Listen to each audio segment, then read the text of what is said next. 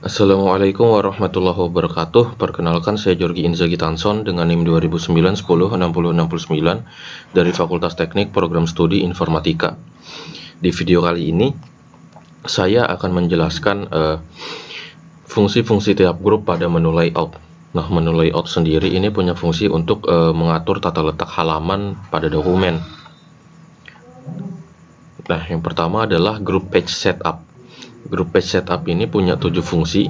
Yang pertama adalah fungsi margins yang berfungsi untuk mengatur batas tepi dari kertasnya ya. Misal contohnya seperti ini. Ini adalah saya menggunakan margins yang normal. Maksud tepi ini adalah tepi dari pinggiran ini ke dalam ke dalamnya atau isi kontennya gitu. Batas dari tepi ke isi konten. Misal contoh kita ambil yang narrow, yang lebih luas kontennya. Nah, nanti akan seperti ini nih. Tepi dari kertas ke isi konten itu tipis. Begitu juga dengan yang lainnya. Ini adalah contoh template dari Microsoft Word. Selanjutnya adalah orientation yang berfungsi untuk mengatur orientasi dari kertasnya. Orientasinya di sini ada dua jenis, yakni portrait dan landscape. Portrait itu yang lurus seperti ini, atau yang landscape itu miring seperti ini. Lanjutnya adalah size. Size ini berfungsi untuk mengatur ukuran dari kertasnya. Misal saya di sini menggunakan letter, kita bisa menggunakan A4, Hagaki, DLN dan lain-lain, atau kita bisa menggunakan ukuran custom. Kita klik saja tadi more paper size, lalu kita pilih misal A4. Saya ingin membuat kertas ukuran F4, di mana ukuran F4 itu punya lebar yang sama dengan A4 namun lebih tinggi, di mana tinggi kertas F4 itu adalah 12,99 inci. Klik OK, nanti akan lebih panjang ini kertasnya seperti ini. Selanjutnya adalah kolom. Kolom ini berfungsi untuk memberikan kolom pada halaman, pada kertas. Contohnya kita blok dulu, lalu kita klik ini kolom, baru kita tinggal pilih saja nih. Ya, defaultnya adalah 1. Kita bisa pilih 2, 3, kiri ataupun kanan. Misal contoh saya pilih 3, nanti akan terpotong seperti ini. Bisa dilihat dari rollernya yang terdapat seperti pembatas gitu. Selanjutnya adalah breaks. Breaks ini berfungsi untuk memberikan batasan gitu. Contohnya seperti ini. Kita klik breaks, nanti akan muncul menu seperti ini. Terdapat menu page breaks atau section breaks. Page breaks ini berfungsi untuk memberikan tanda bahwa halaman ini telah selesai di situ. Atau sections break itu berfungsi untuk memberikan tanda bahwa section atau seksi pada halaman tersebut telah usai. Memang tidak terlalu terlihat perbedaannya. Cuman biasanya menggunakan page break. Saya misal contoh menggunakan section break. Misal saya contoh yang next page, nanti akan beri seperti ini. Selanjutnya adalah line number. Line number berfungsi untuk memberikan penomoran tiap garis. Kita klik line number, baru nanti ada banyak pilihan. Misal continuous nanti dia akan muncul penomoran seperti ini, yang menandakan bahwa ada berapa garis pada dokumen. Misal ini berarti di sini ada garis, sini ada garis, begitu juga yang sini, berarti ini ada garis. Selanjutnya adalah hyphenation. Hyphenation ini berfungsi untuk memberikan simbol potong seperti ini pada teks. Contohnya seperti ini, ada kata hyphenation yang terpotong.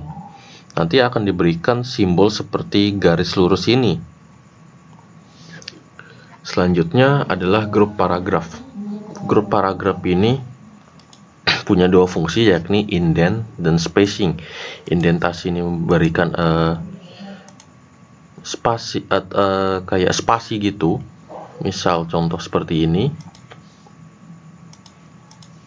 kita bisa kiri kanan, kita bisa lihat di bagian sininya ya. Ini untuk yang kiri, ini untuk yang kanan. Misal kanan seperti ini, kita naikkan.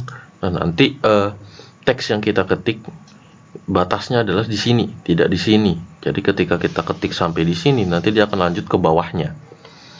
Selanjutnya ada spacing. Ini sama fungsinya seperti pemberian jarak antar garis. Contoh seperti defaultnya adalah sebelum teks itu 0 poin dan setelah teks itu 8 poin. Kita bisa lihat perbedaannya. Di bagian atas itu seperti lebih dekat dari teks ketimbang di bagian bawahnya. Kita tinggal kurangkan saja seperti ini. Nah, selanjutnya adalah group arrange. Group arrange ini punya berbagai fungsi. Yang pertama adalah fungsi position. Fungsi position ini berfungsi untuk mengatur posisi dari gambar atau objek. Pertama kita klik dulu objeknya atau gambarnya, kita klik position, nanti akan muncul pilihan seperti ini. Ada inline with text yang memiliki arti bahwa gambar ini satu dengan teks gitu. Jadi maksudnya tidak terdapat teks yang bisa tembus gitu, maksudnya bisa ditumpuk oleh gambar. Misal contoh seperti ini nih, yang biasanya bisa numpuk di atas teks. Nah, itu ada banyak pilihannya, bisa pilih tengah, di bagian bawah dokumen, di bagian tengah dokumen, dan lain-lain. Selanjutnya adalah wrap text. Wrap text ini berfungsi agar teks itu bisa membungkus objek atau gambar yang dipilih. Misal contoh seperti ini square, atau seperti ini truth, atau behind text. Jadi objeknya itu terdapat di belakang teks ya, seperti ini. Nanti dia tembus seperti ini nih. Lanjut adalah bring forward. Bring forward ini berfungsi agar objek atau gambar yang kita pilih itu lebih maju di atas kertas gitu. Misal saya punya dua gambar seperti ini. Nah, gambar yang ini itu menutupi gambar yang ini. Agar gambar ini naik gitu bahasanya, menutupi yang ini, kita klik dulu objeknya, baru kita pilih bring forward.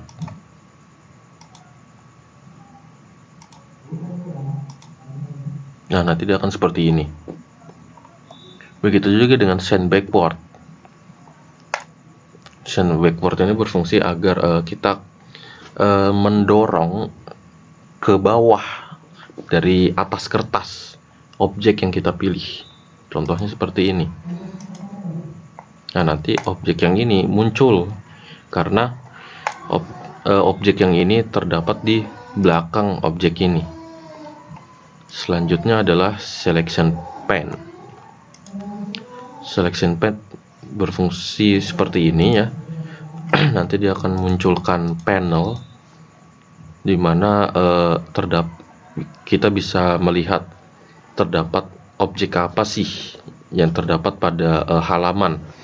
Nah, kita bisa juga menampilkan atau tidak objek tersebut. Misal saya pilih picture 2 yang ini, baru saya pilih simbol yang ini. Nah, nanti dia akan hilang nih. Begitu juga yang lain. Oke, itu adalah selection pen. Selanjutnya adalah align.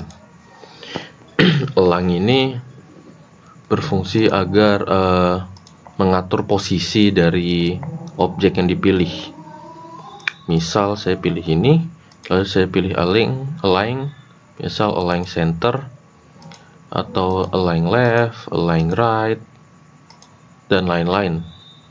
Misal middle, nanti dia akan terdapat di tengah kertas. Begitu juga dengan ini. Selanjutnya adalah grup. Grup ini berfungsi agar dua objek itu, dua atau lebih objek itu bisa menjadi satu objek yang sama. Maksudnya, misal saya punya dua objek ini, kan bisa dilihat nih, di tiap objek itu ada seperti tepi gini, yang kotak ini juga nih. Nah, saya ingin agar objek ini menyatu gitu. Kita bisa memanfaatkan fungsi grup. Kita klik dulu dua-duanya. Caranya dengan kita klik yang pertama ini, objek pertama, baru kita tekan dan tahan tombol kontrol di keyboard, baru kita pilih objek yang kedua. Nah, nanti akan seperti ini. Baru kita klik saja grup. Nah, nanti dia akan menjadi satu. Seperti ini, kita klik. Nah, nanti dia akan menjadi satu. Baru selanjutnya adalah rotate. Rotate ini berfungsi untuk mengatur rotasi dari gambar. Contohnya seperti ini. Saya punya gambar yang terbalik gini. Nah, baru saya pingin putar ke kanan sejauh 90 derajat. Saya putar lagi. Nah, nanti akan gambarnya menjadi seperti ini. Begitu juga dengan fungsi yang lain seperti dibalik vertikal atau dibalik horizontal. Nah, begitulah fungsi tiap grup pada menu layout.